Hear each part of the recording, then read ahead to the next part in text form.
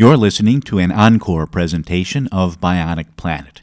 This episode first ran in February of 2018 under the title, How Nature Can Get Us 37% of the Way to the Paris Climate Target. Over in Switzerland, there's a company called Klimaworks that manufactures these machines about the size of a walk-in closet. They're called CO2 capture plants, and each one pulls about 40 tons of the greenhouse gas carbon dioxide out of the atmosphere every year. That's enough to offset the emissions of 2 average Americans. The pure carbon dioxide could then be pumped into greenhouses where plants bearing fruits, vegetables, and grains breathe it in, turning the carbon into food, plant matter, and soil while exhaling the oxygen. Because the levels of carbon dioxide are so concentrated, the yields in these greenhouses are about 20% higher than normal. Up in Iceland, the company has built a giant array of these things and hooked them up to a geothermal power plant, which uses the Earth's own heat to make electricity.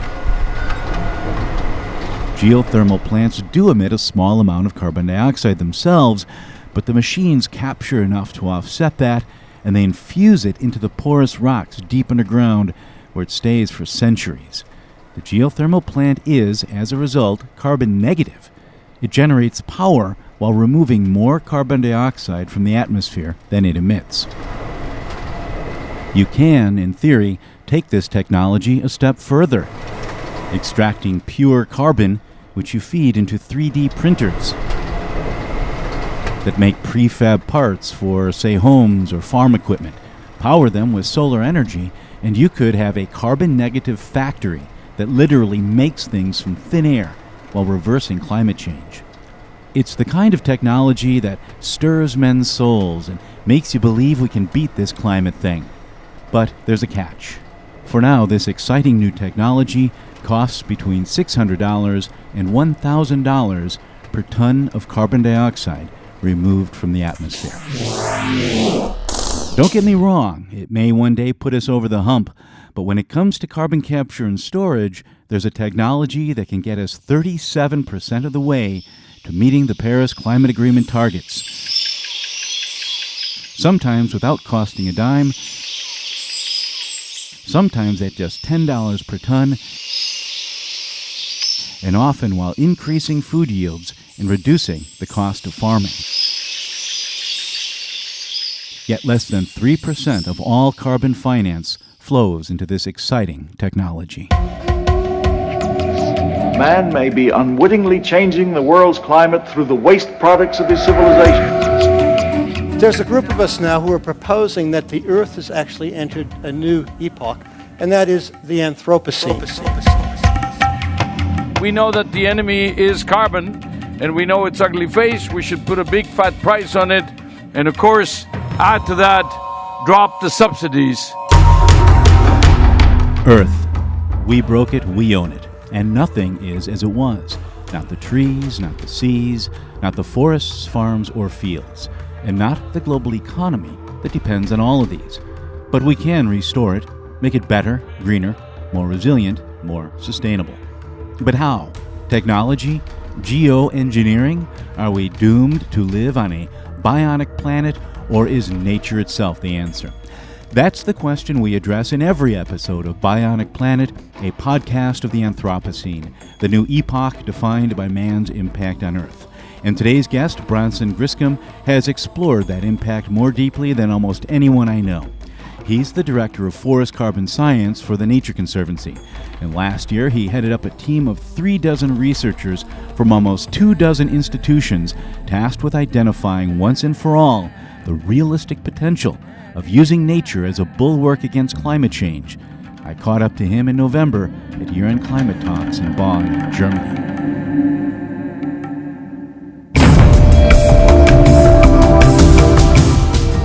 We're focusing on a report called Natural Climate Solutions, which you can probably find with a simple Google search, or you can visit the show notes for today's episode at bionic-planet.com. This will be episode 31.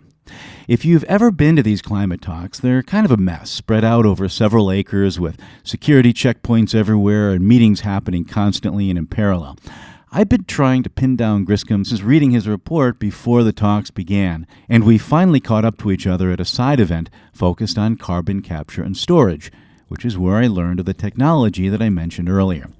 We both came out of the event pretty pumped about what we'd just learned, and that's where this interview picks up.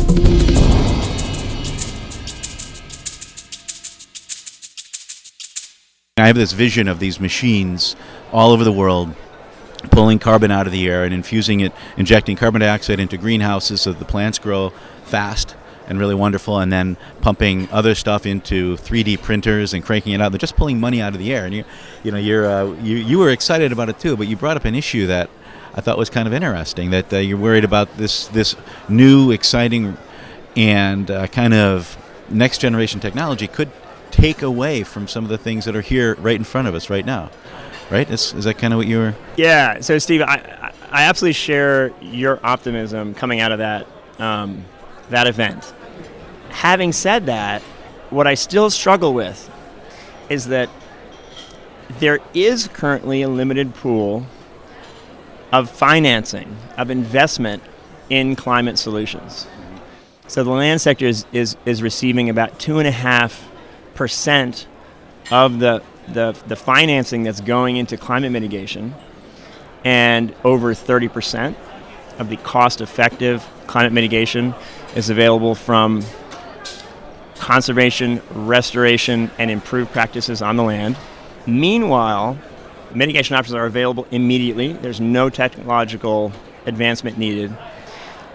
It's scalable, right? Photosynthesis happens everywhere on the planet, and it's already happening everywhere on the planet. And there are a series of associated benefits that no technology will ever provide, right? Biodiversity conservation, among many other things, soil fertility, water filtration, air filtration. Technologies might be developed that build in some of those co-benefits, but really, I don't think it's reasonable to expect that a technology will build in all of these, certainly not biodiversity. Right.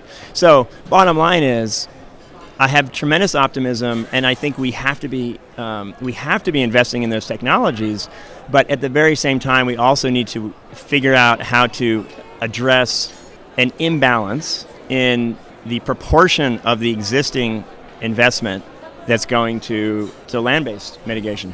And let me just mention the name of your report so people can download it. This came out when? This was it's called Natural Climate Solutions, huh? That's a nice simple name. It just came out a couple weeks ago. These reports, they usually have these big, long, complicated names, and this is... We did make an effort to keep it simple in some of our terminology, just acknowledging that scientists have a bad history of very dry and unappealing titles. It's very accessible, too. You looked at all different biomes, and you broke things down by 20 different land-based strategies. Then you looked at not just the mitigation potential, but you also looked at the costs and cost effectiveness. So it's a very practical guide. It's not just crazy out there stuff. And you looked also at a lot of really interesting things about how much of this land can reasonably be. You're not saying let's all go back to green. You said what's available and what isn't. Yeah. So we put what we called safeguards.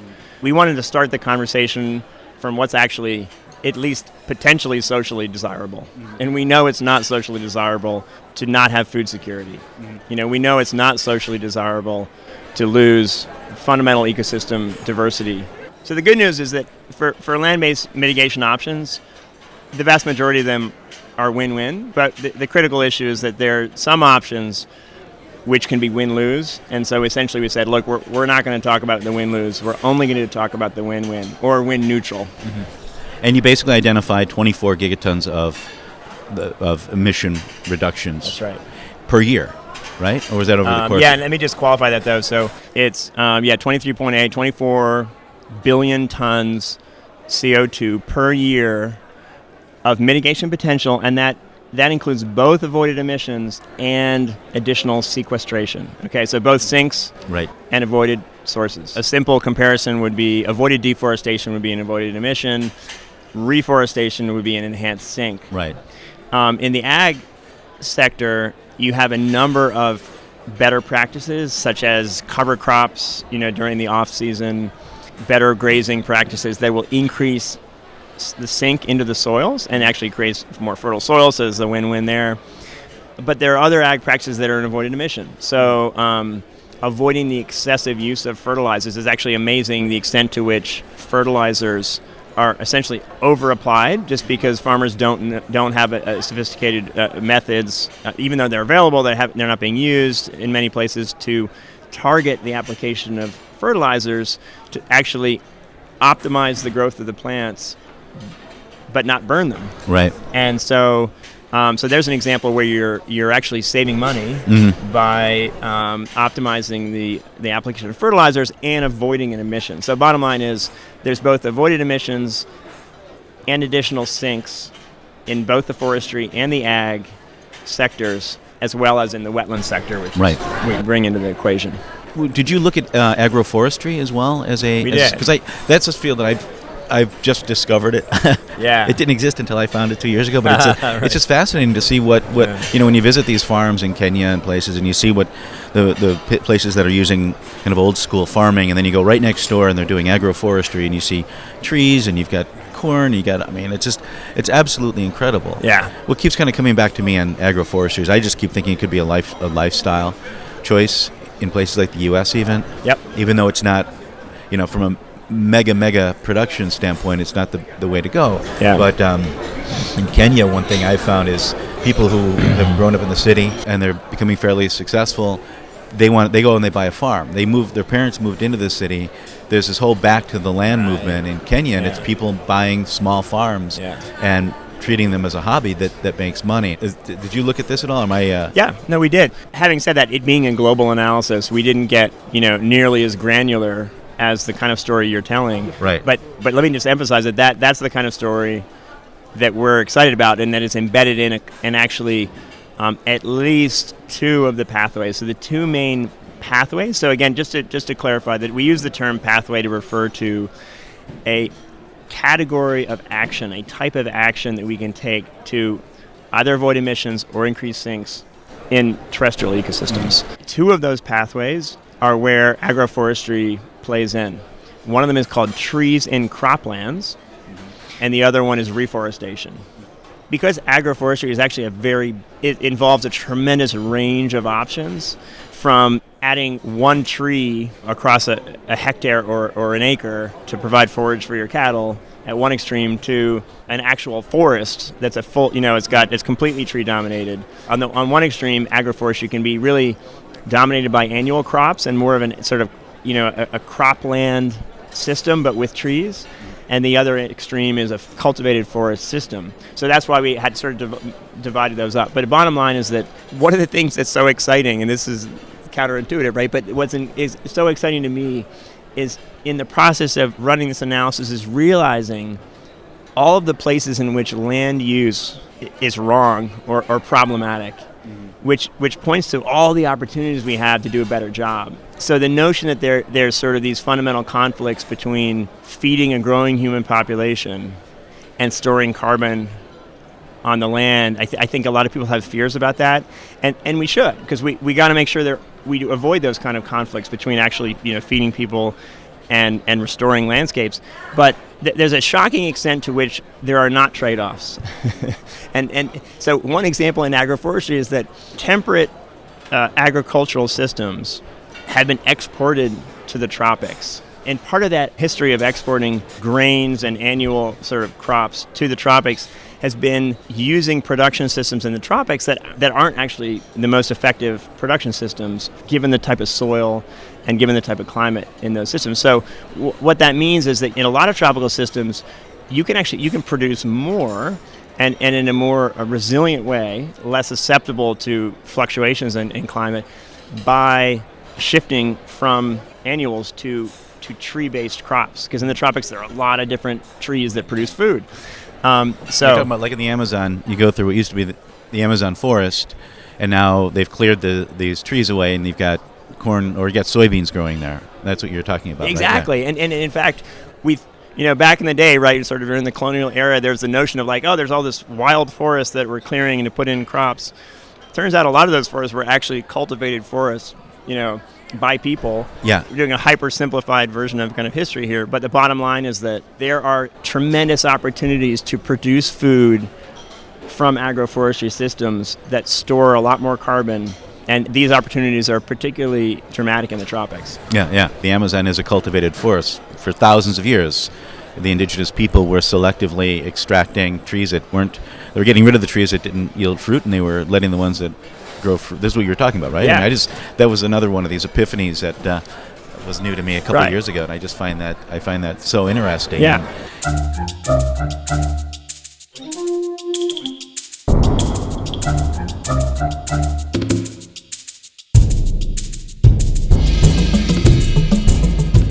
I experienced that epiphany while listening to an audiobook called 1491, New Revelations of the Americas Before Columbus by Charles C. Mann, which you can buy at audible.com. If you're new to Audible, you can get it for free and help support Bionic Planet by signing up for a 30-day trial at audibletrial.com/Bionic Planet. That's Bionic Planet as a single word with no dots, dashes, or spaces. The address again, audibletrial.com/Bionic Planet. Or if you really like the show and think this is important material that others should hear as well, you can share Bionic Planet with friends, and you can give me a solid 5-star review on iTunes, TuneIn, Stitcher, or wherever you access me. That helps us all, because the more stars I get, the more ears I get. The more ears I get, the more brains I reach. Finally, you can also become a member for as little as $1 per month at bionic-planet.com or Patreon, that's patreon.com/Bionic Planet. Once again, that's bionic-planet.com or patreon.com/Bionic Planet. As you may have noticed, I'm shifting my support from the old system to Patreon. If you want to migrate over, feel free to do so, but it's not necessary. I've set the patronage page up so that you can support me per episode, but with a monthly cap. So if you think $5 per month is good for a 5-episode month, you can pledge $1 per episode, but with a $5 monthly cap. That way, if I don't manage to generate 5 episodes in a month, you're not paying for something you didn't get. And if I go nuts and deliver 20 episodes per month, you won't get whacked either.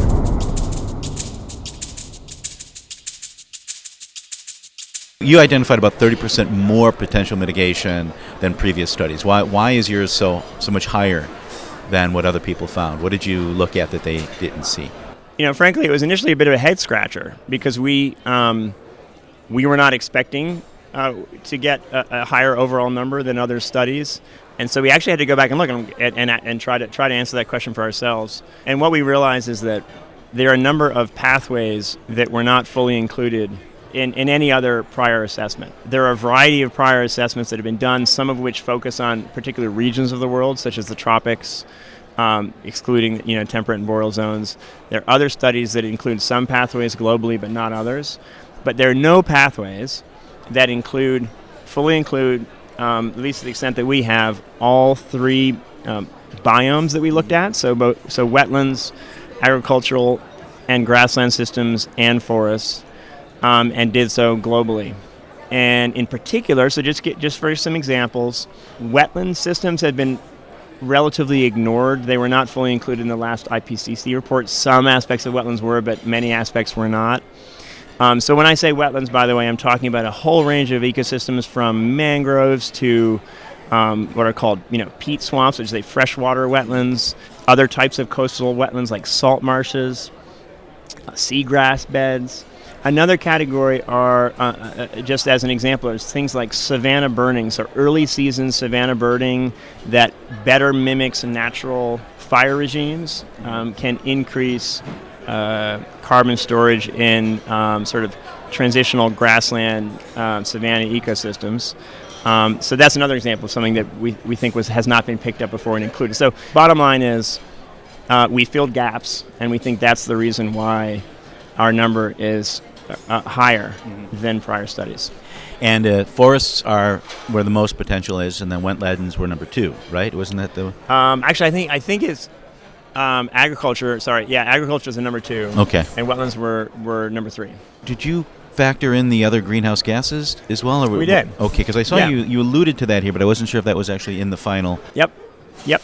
We did. We included, all greenhouse gas emissions that were significant enough to warrant including. And I will say this, is that the proportion of non-CO2 greenhouse gases that are at play in the land sector is lower than the overall proportion for all anthropogenic emissions, which is just to say that CO2 emissions tend to particularly dominate in the land sector.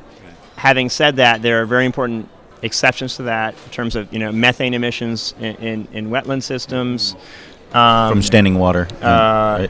That's right. I mean, yeah, exactly. Methane plays an important role in kind of in wetland systems, as well as in livestock, cattle systems. Nitrogen is a critical factor in better fertilizer management. So there are a variety of exceptions, but CO2 dominates. You looked at this globally, and you said, okay, this is what we could do if cost were not an issue. Yep. And then you said, okay, now let's kind of go the next step. Let's look at this realistically and Yep. say, this put in the costs. And what would be, like when you start looking at the most cost-effective solutions that we could implement, what were some, is there one that you would want to maybe run through and highlight? Yeah, so we highlight a few of the most cost-effective. So we essentially did 2 price points. One is set at a price that would be saving money based upon the expected cost of climate change. Mm-hmm. So climate change is expected to cost more than $100 per ton of CO2 in the air to society. So if we were totally rational creatures, we would say, okay, then I should pay at least $100 to avoid a ton of CO2 in the atmosphere. Right. So we use that as one price point to say, okay, essentially, what is the rational investment level in each of these pathways?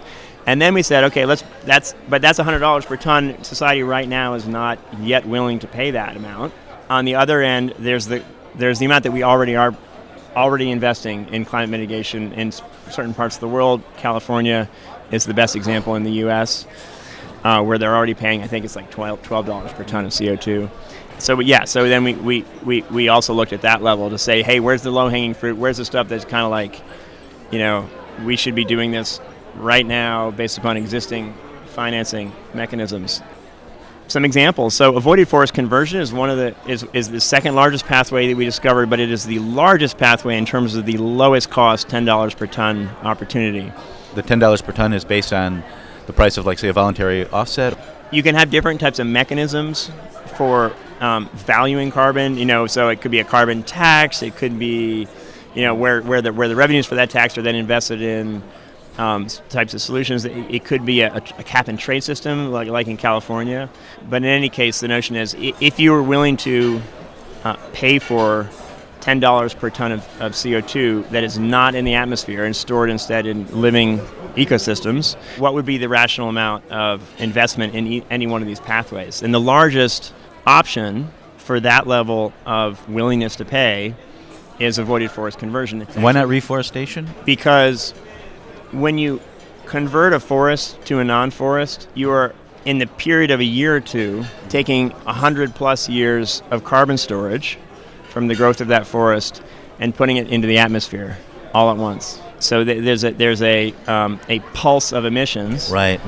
Whereas when you reforest, you have to wait. Every year it grows a little bit. It grows a little bit. So it just means that the annual phenomenon is much more dramatic when you convert a standing forest. Right. Yeah, I see how you use you're looking at between now and 2030 explicitly here. Yeah. Right. So for every acre or hectare of land that you don't clear, you avoid a much bigger emission than the sequestration of every hectare that you begin to reforest. Gotcha. You plant new seeds. Having said that, there's a lot more land that you can reforest than there is land that's deforested every year. So the flip side to that is that the actual total potential for reforestation is higher than avoided deforestation. But in what's called, I think of Harvard, it's called the mitigation hierarchy. Mm-hmm. The notion is, start by, not damaging the system as kind of a first priority, and then, restore that system. Mm-hmm. So stop take your boot off the neck of Mother Nature first, and then help her stand up and restore her to better health. Having said that, we no longer have the luxury of taking this in a sort of one thing at a time sequence. Mm-hmm. We've got to be doing these things all at once. Right. And we have one of the things that just hit me hard as I just scratched the edge of working with co-authors on this study to run the projection of essentially the climate projections out into the future that we did, is the urgency of ramping up our climate mitigation across the board with all options as soon as possible. What's shocking is the extent to which, if we delay action for a decade, it's virtually impossible to see how we're going to actually get to limiting warming below 2 degrees.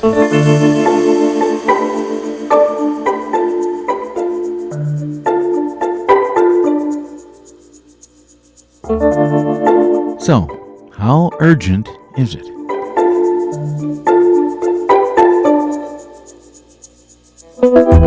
Urgent enough to scare the hell out of every scientific organization on the planet that deals with climate, from the National Academy of Sciences in the United States to the UK Met Office to, of course, the Intergovernmental Panel on Climate Change, or IPCC. Pretty much any scientific body that isn't funded by the Koch brothers, the Mercer family, and a handful of other kleptocrats agrees that we are at a critical juncture. And if you don't believe me, you can download an audiobook called Democracy in Chains by Nancy MacLean, or the now classic Dark Money by Jane Meyer, or Merchants of Doubt by Naomi Oreskes. All are available at Amazon.com or in audiobook format at Audible.com.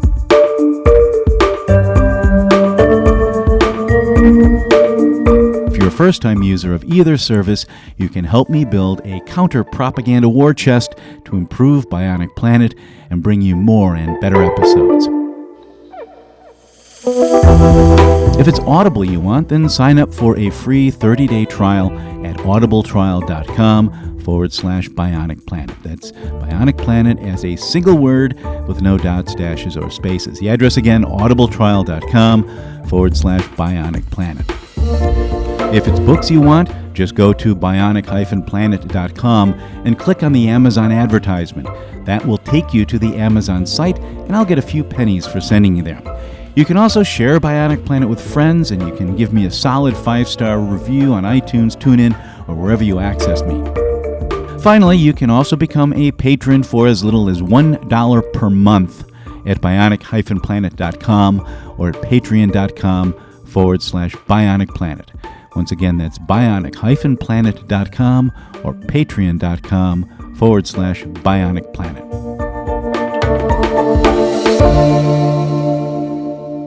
Getting back to my interview with Bronson Griscom, we had a hard copy of his report in front of us, and you can find a link to that report in the show notes for episode 31 at bionic-planet.com or by doing a Google search for natural climate solutions. And let me just and describe this chart you've got, because this is something I would encourage anybody who's listening to go and check it out, because it's pretty accessible. It's very easy to see what you're describing. You've got the 20 different activities, and then each is broken into a bar.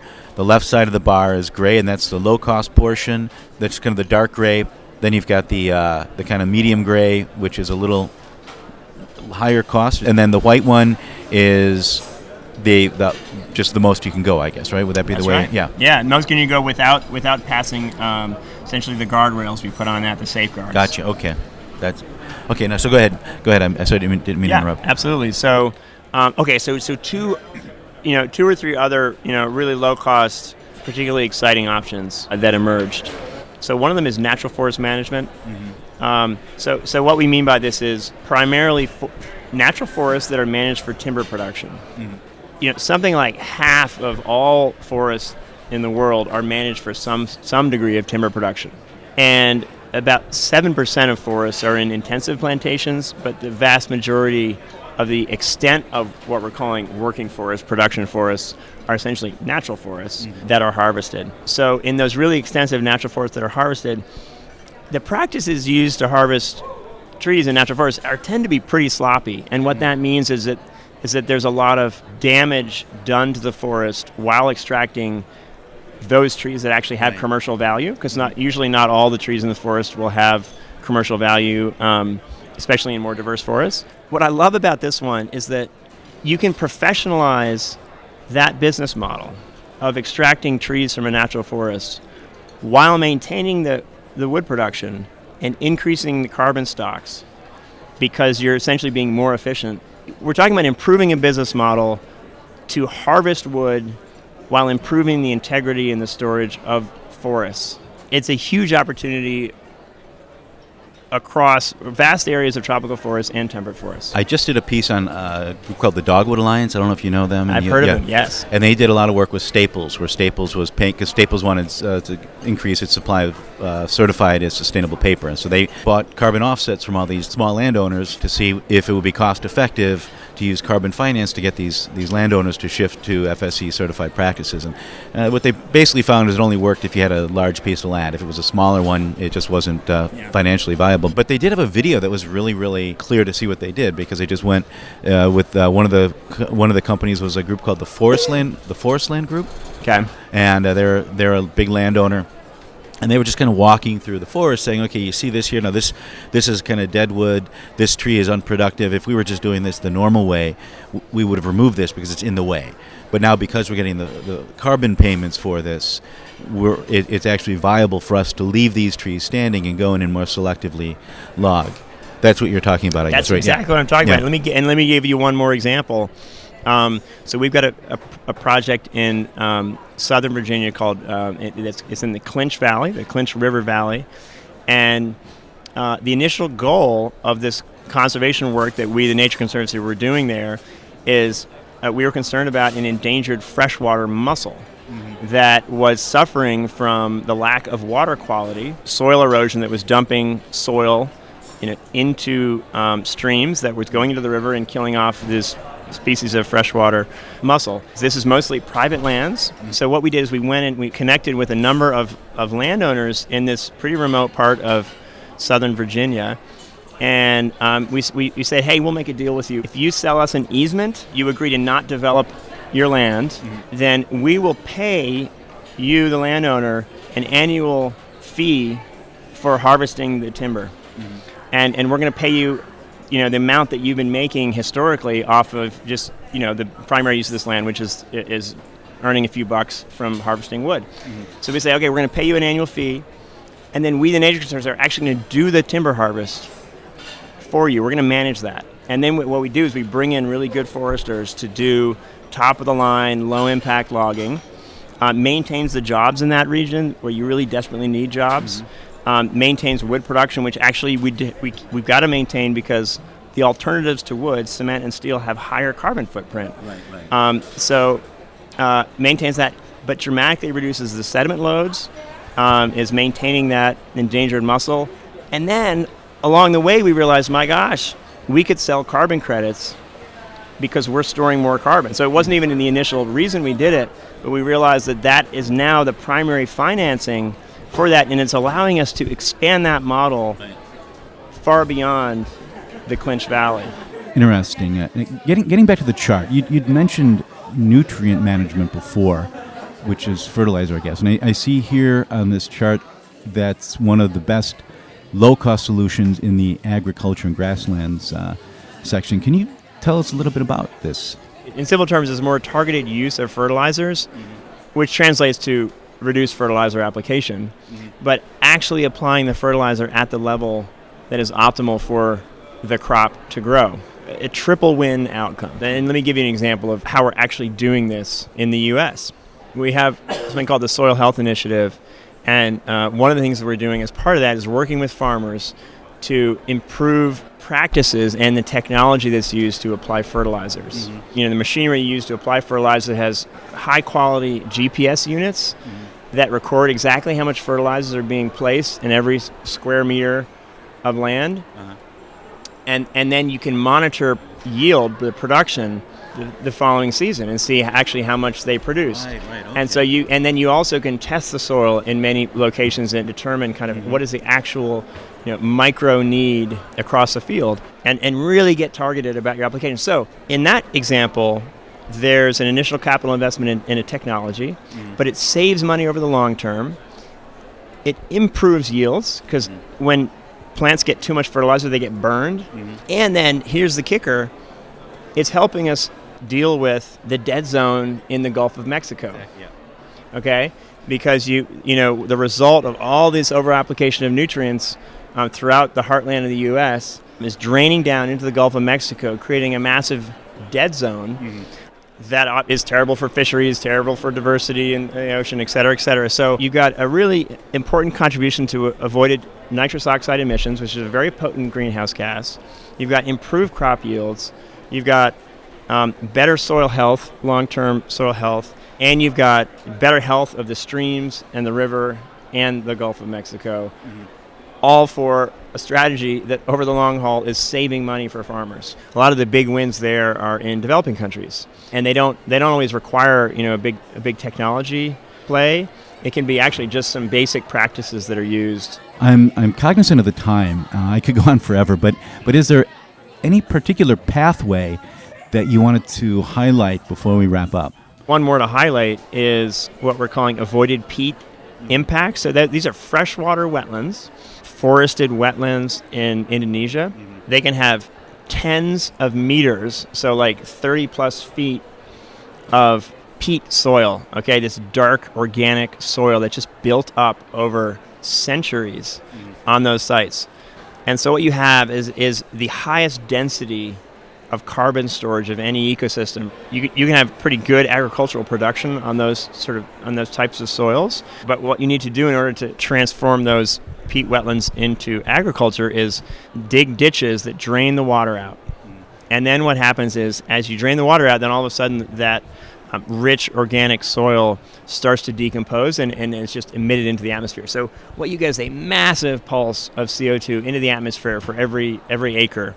Now, here's a case where there is a trade-off here, right? We're talking about the need to halt that conversion of a system into an agricultural productive system. However, the trade-off there is so dramatic that's kind of where we need to put our foot down and say, okay, look, that's a place where agriculture simply should not go. Not to mention the fact that sometimes some of the big attempts to open up those systems have been complete failures. So they've gone in and ditched and drained vast areas and then discovered that, oh gosh, it actually is not very productive after all. They had this big rice project. Right. And so it's like lose-lose. Spent a bunch of money, emitted vast amounts of carbon, and nobody benefits. Okay, and one last question. Over in the negotiations, they agreed to fast-track policies around agriculture, mostly because so many countries have pledged to reduce their emissions by improving their agriculture practices, but then they realized they couldn't put a number on those practices. I mean, do you see this research feeding into that? I guess I would assume that's your goal, right? Absolutely. And so I think exactly kind of what we are already seeing as a next step, but we hope there's a growing awareness of, is that, look, folks, we now have a whole set of different specific actions that we can take to increase storage of carbon in soils, essentially removing this carbon pollution from the air and turning it into healthier, fertile soils. And here's a menu of options. Some of them are more relevant in some countries than in others. And let's dig in on, the actual specific practices, the specific technologies that are going to be relevant in country X for, this pathway. So getting down to that granular level of conversation about how to actually implement this stuff, that's where we have to get to, because we don't want to stay in the stratosphere of just being inspirational. We've got to get down to action today. Bronson Griscom of the Nature Conservancy closing out this episode of Bionic Planet. If you like what you hear, be sure to share the love by giving me a good rating on iTunes, Stitcher, or wherever you access the show. You can also support me financially for as little as $1 per month by becoming a patron at bionic-planet.com. If enough of you do that, I can deliver more episodes and maybe better produced episodes to boot, with a second set of ears and better editing and pacing. And finally, if you listen to audiobooks, you can support by visiting audibletrial.com, Bionic Planet for a free 30-day trial at audible.com. The address again is audibletrial.com/Bionic Planet. That's Bionic Planet with no dots, dashes, or spaces, as opposed to my website, which is bionic-planet.com. That's all for today. Until next time, I'm Steve Zwick in Chicago. Thanks for listening.